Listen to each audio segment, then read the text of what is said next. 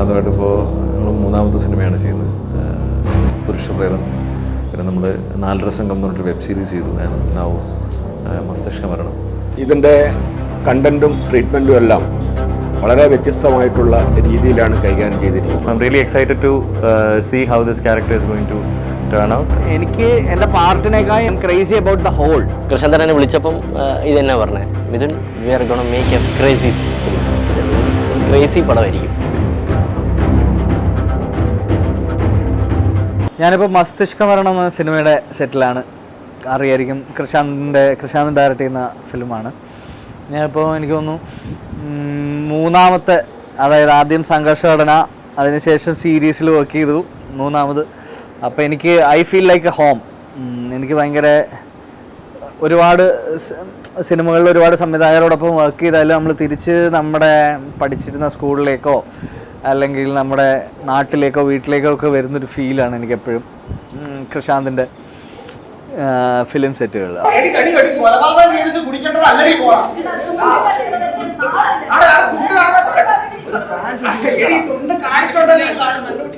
കൃഷാന്തിൻ്റെ പടങ്ങൾ ഞാൻ കണ്ടിട്ടുണ്ട്. അപ്പോൾ ആവാസവ്യൂഹമൊക്കെ കണ്ടപ്പോൾ തന്നെ ആളുടെ പടത്തിലൊന്ന് ഒരു ഭാഗമാകാൻ പറ്റണമെന്നുണ്ടായിരുന്നു. ഇപ്പം very happy to be a part.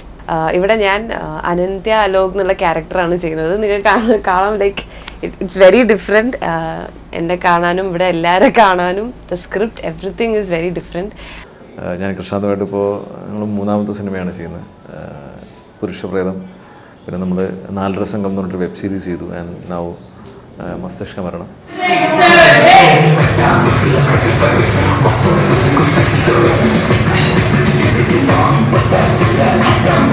This is my third project with Krishan.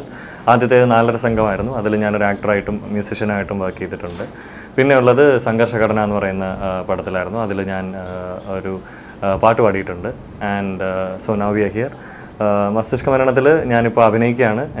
എൻ്റെ ക്യാരക്ടറിൻ്റെ പേര് ആത്മൻ സിംഗ് എന്നാണ്.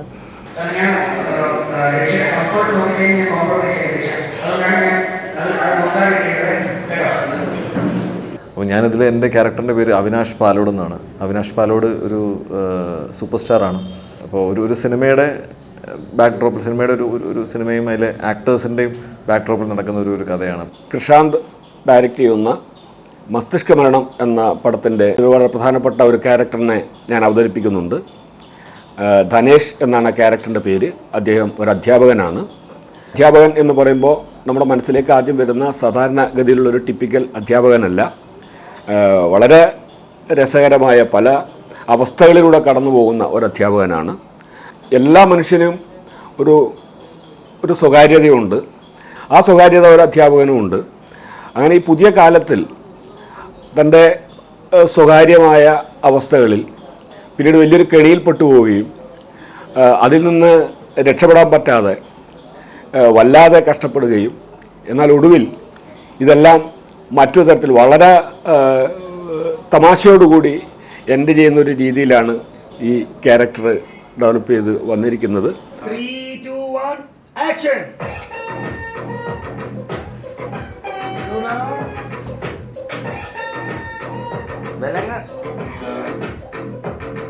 ഇതിലെല്ലാവർക്കും ഒരു eccentric expression, like emotions we go through, like അത് ഭയങ്കര ഒരു was very new for me.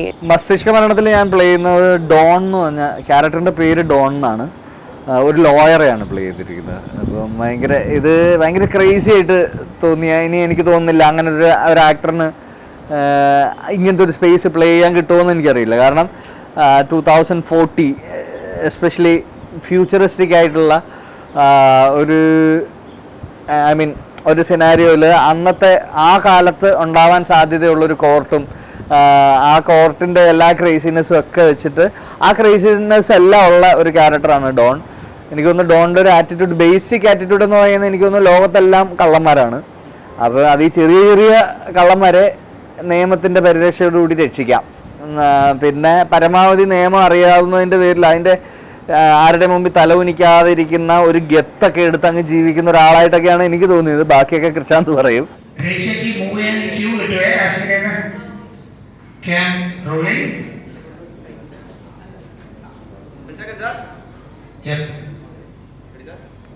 3, 2, 1, action! And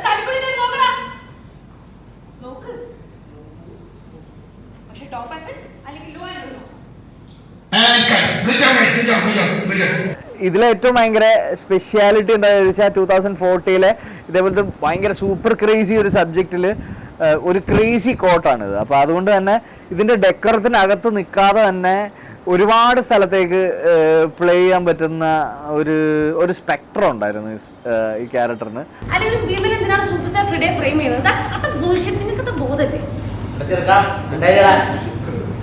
ഞാൻ ഇതിൻ്റെ ഈ ഷൂട്ടിംഗ് പ്രോസസ്സിലൂടെ പോയപ്പം ഞാൻ ഇതുവരെ എന്താ പറയുക എൻജോയ് ചെയ്യാത്ത പല സാധനങ്ങളും അഭിനയിക്കുമ്പോൾ ഞാൻ എൻജോയ് ചെയ്യാൻ പറ്റി. കാരണം ഇതിലൊരു ഈ ക്യാരക്ടറിനൊരു റെസ്ട്രിക്ഷൻസ് ഇല്ല. കലിപ്പിന് കലിപ്പുണ്ട്, ലോലനാവേണ്ട ലോലനാവും, അല്ലെങ്കിൽ ഇതിൽ ഇങ്ങനെയാണ് ബിഹേവ് ചെയ്യേണ്ടതെന്നൊന്നുമില്ല.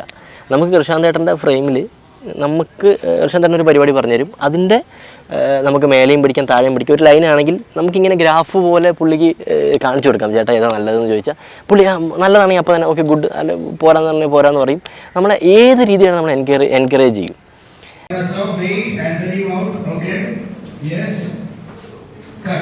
ഇത് ഒരു ചെറിയൊരു ക്യാരക്ടറാണ്. ആൻഡ് ഈ ക്യാരക്ടറിനെ ലൈക്ക് ചാർലി എന്ന് പറയുന്ന കഥ, അതായത് സുരേഷ് കൃഷ്ണ സാർ പെർഫോം ചെയ്യുന്ന ചാർലി എന്ന് പറയുന്ന ക്യാരക്ടറിൻ്റെ അസിസ്റ്റൻ്റായിട്ട് വരുന്നൊരു ക്യാരക്ടറാണ്. അപ്പോൾ സ്ക്രിപ്റ്റിൽ ചാർലീസ് അസിസ്റ്റൻ്റ് എന്ന് മാത്രമേ ഈ ക്യാരക്ടറിനെ പറ്റി മെൻഷൻ ചെയ്തിട്ടുള്ളൂ.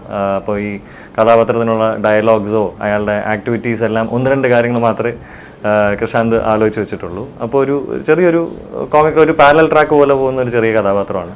അപ്പോൾ ഈ ക്യാരക്ടറിൻ്റെ ക്യാരക്ടറൈസേഷൻ എല്ലാം ഞാനും കൃഷാന്തുമായിട്ട് ഡിസ്കസ് ചെയ്ത് തന്നെ ചെയ്തതാണ്. അവർ തമ്മിൽ 2 ഡയലോഗ് നടക്കുന്നുണ്ട്, നിങ്ങൾ തമ്മിൽ 2 ഡയലോഗ് നടക്കുന്നുണ്ട്, ഒരു ഇൻട്രാക്ഷൻസ് ഇങ്ങനെ പല പല ക്ലസ്റ്റേഴ്സ് നടക്കുന്നുണ്ട്. നമ്മൾ ആദ്യം ഈ തൊഴിൽ ചെയ്യുമ്പോൾ അല്ലെങ്കിൽ ഈ കഥാപാത്രം കിട്ടി നമ്മൾ അത് ചെയ്തുകൊണ്ടിരിക്കുമ്പോഴത്തേക്ക് നമുക്കൊരു എക്സൈറ്റ്മെൻ്റ് ഇല്ലേ. അതായത് ഇപ്പോൾ ഒരു വക്കീലാണ്, ഒരു വക്കീലിന് പ്രതിയോ അല്ലെങ്കിൽ വാദിയോ ആരുടെയെങ്കിലും ഒരാളുടെ വക്കീലാവുക, അവരുടെ പോയിന്റ്സ് നിരത്തുക എന്നുള്ള ജോലി തന്നെയാണുള്ളതെങ്കിലും എന്താ വെർബലി അല്ലെങ്കിൽ കോൺവെർസേഷൻ ഡെക്കറംസ് ഒക്കെ ഭയങ്കരമായി കീപ്പ് ചെയ്ത് നമുക്ക് ഏകദേശം അതിൻ്റെ ഒരു സ്വഭാവം മനസ്സിലാവുമല്ലോ. നമ്മൾ ഒരുപാട് സിനിമകളിൽ കണ്ടിട്ടുണ്ട്. അപ്പോൾ ആ സ്വഭാവത്തിനകത്ത് പെടുന്നൊരു ക്യാരക്ടർ അല്ല ഇത്. ഇതിൻ്റെ കണ്ടൻറ്റും ട്രീറ്റ്മെൻറ്റും എല്ലാം വളരെ വ്യത്യസ്തമായിട്ടുള്ള രീതിയിലാണ് കൈകാര്യം ചെയ്തിരിക്കുന്നത്. അതുകൊണ്ട് തന്നെ അധ്യാപകൻ എന്ന് പറയുമ്പോൾ നമ്മുടെ മനസ്സിലേക്ക് ആദ്യം വരുന്ന സാധാരണഗതിയിലുള്ളൊരു ടിപ്പിക്കൽ അധ്യാപകനല്ല. വളരെ രസകരമായ പല അവസ്ഥകളിലൂടെ കടന്നു പോകുന്ന ഒരു അധ്യാപകനാണ്. ഇങ്ങനെ ഇവിടെ എത്തുമ്പോഴേക്കും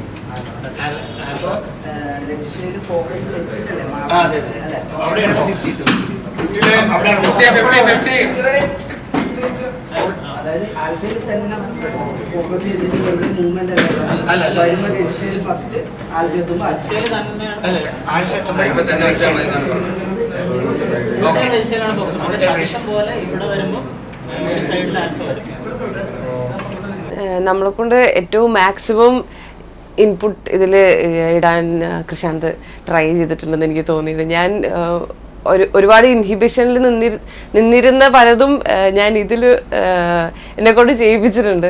അതേപോലെ ഇമോഷണൽ സീൻസ് ആണെങ്കിലും ലൈക്ക് കുറേ കോമഡി സീൻസ് നടന്ന് കുറച്ച് കഴിയുമ്പം ഒരു ഇമോഷണൽ സീരിയസ് സീനും ചെയ്തിട്ടുണ്ട്. അപ്പം I think it's A roller coaster. Like എല്ലാതരം ഇമോഷൻസിലൂടെ ഞങ്ങൾ പോയിട്ടുണ്ട്.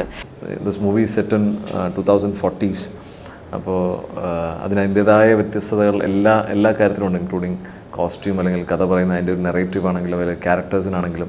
ഈ ക്യാരക്ടർ പറയുന്ന പല ഡയലോഗ്സും എല്ലാം ഞാൻ തന്നെ ആലോചിച്ച് കൃഷാന്തുമായിട്ട് ഡിസ്കസ് ചെയ്ത്, മാത്രമല്ല നമ്മുടെ ലൈക്ക് അസിസ്റ്റൻസ് ആയിട്ടുള്ള നമ്മുടെ ചീഫ് എഡി നിഖിലും പിന്നെ ശ്രീനാഥും അവരും നമ്മളെല്ലാവരും കൂടെ ഡിസ്കസ് ചെയ്ത് ചെറിയ ജോക്സും കാര്യങ്ങളൊക്കെ ഇതിൽ കൊണ്ടുവരാൻ നോക്കിയിട്ടുണ്ട്. So I'm really excited to see how this character is going to turn out.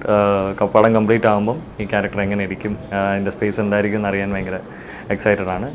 പിന്നെ ഇപ്പോൾ ഇതിൻ്റെ സ്റ്റോറി ബോർഡ് കണ്ട അതേ ഡിറ്റോ ഞാൻ ചില സീൻസ് കണ്ട് ഞാനിങ്ങനെ ഞെട്ടിയിട്ടുണ്ട്. ലൈക്ക് അതിൽ like specially when I M A viewer ആയിട്ട് ഞാനിങ്ങനെ ഇരിക്കുമ്പം രജീഷ് നടന്നു വരുന്ന ചില ഷോർട്സ് ഞാൻ അത് തന്നെയാണ് സ്റ്റോറി ബോർഡിൽ കണ്ടത്. സോ അത്രയും പെർഫെക്റ്റ് ആയിട്ട് കൃഷാന്ത് ചെയ്യുന്നുണ്ടെന്ന് എനിക്ക് തോന്നിയിട്ടുണ്ട്. സ്ക്രിപ്റ്റിനിടയ്ക്ക് കുറച്ച് സ്ക്രീൻ ഗ്രാബ്സ് ഉണ്ട്, കുറച്ച് കിടിലൻ സ്ക്രീൻ ഗ്രാബ്സ് ഉണ്ട്. അപ്പോൾ ഞാൻ ഓക്കെ ഇങ്ങനെയായിരിക്കും ഉദ്ദേശിക്കുന്നുണ്ടാവുക എന്ന് വിചാരിച്ചു. പക്ഷേ ലൊക്കേഷനിൽ പോയപ്പോൾ അത് തന്നെയാണ് അവർ ഷൂട്ട് ചെയ്യുന്നത്. എനിക്കൊരു ഈ പടം എന്ന് വെച്ചാൽ ഒരു ഭയങ്കര എക്സ്പീരിയൻസ് ആണ്, ഒരു ഭയങ്കര ട്രീറ്റ്മെൻ്റ് ആണ്. എന്ന് വെച്ചാൽ എനിക്ക് സിനിമേനേക്കാളും ഒരുപാട് നല്ല ഗുഡ് ഹ്യൂമൻ ബീങ്സ് ഒരുമിച്ച് വർക്ക് ചെയ്യുന്ന ഒരു പരിപാടി.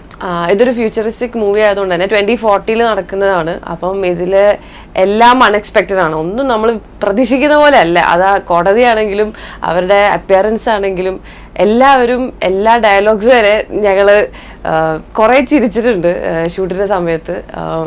The chaos that's happening, chaos ഉണ്ട്, എന്തൊക്കെയോ നടക്കും അതിൻ്റെ ഇടയിൽ. സോ മച്ച് ഫൺ, തമാശകൾ, പക്ഷെ അതിൻ്റെ ഇടയിൽ സീരിയസ് ആയ കാര്യങ്ങളും എല്ലാം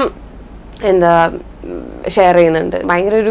ഭയങ്കര ഒരു എക്സ്പീരിയൻസ് ആയിരുന്നു. എല്ലാ ഷോട്ട് കഴിയുമ്പോഴും ഞങ്ങൾ വന്നിട്ട് നല്ല രസമായിരുന്നു അല്ലേ, ലൈക്ക് ആ പെർഫോമൻസ് കഴിയുമ്പം അല്ലെങ്കിൽ ആരെങ്കിലും ഒരു ഷോട്ട് കഴിഞ്ഞ് ഞങ്ങളിരുന്ന് അതൊരു പ്ലേ പോലെയൊക്കെ ചില സമയത്ത് എക്സ്പീരിയൻസ് ചെയ്തിട്ടുണ്ട്. So on screen and of screen it was so much fun. ഇവിടെ എത്തുമ്പോൾ ഈ ആൾക്കാർ കൈ പോകുന്നു, അപ്പോഴത്തേക്കും ആ സൈഡിൽ ആൾക്കാർ കൈ തത്തണം. നമുക്കൊന്ന് ചെയ്ത് നോക്കാമേ. ഞാൻ ലൈനായിട്ട് ഈ സൈഡിൽ ആൾക്കാർ കൈ നോക്കിയാൽ 1 2 3. So we do this. ഈ സ്ഥലത്ത് കൈയിട്ട് താഴ്ത്താൻ പോകണം. വി ഡു ദിസ് കേട്ടോ. ഈ ലൊക്കേഷൻ എന്ന് പറയുന്നത് എനിക്ക് തോന്നുന്നത് ഇത് വളരെ ഡിഫറെൻ്റ് ആണ്. നമ്മുടെ കുറേ സുഹൃത്തുക്കളാണ് ഇതിനകത്ത് അഭിനയിക്കുന്നത്. നിരഞ്ജ്, രജീഷ, രാഹുൽ രാജ്, പിന്നെ നമ്മുടെ 4 സംഘത്തിലുണ്ടായിരുന്ന ശ്രീനാഥ്, സച്ചിൻ, അങ്ങനെ ഒരുപാട് പേര് എല്ലാം നമ്മുടെ സുഹൃത്തുക്കളാണ്. അപ്പോൾ അതിൽ നമുക്ക് ഭയങ്കരമായിട്ട് എൻജോയ് ചെയ്യുന്നൊരു ലൊക്കേഷനാണ്. ഞാൻ എപ്പോഴും ഈ ലൊക്കേഷൻ വരുമ്പോൾ നമ്മൾ ഭയങ്കരമായിട്ട് എൻജോയ് ചെയ്യും. കാരണം എല്ലാം സിമിലർ മൈൻഡ് സെറ്റുള്ള ആൾക്കാരാണ്.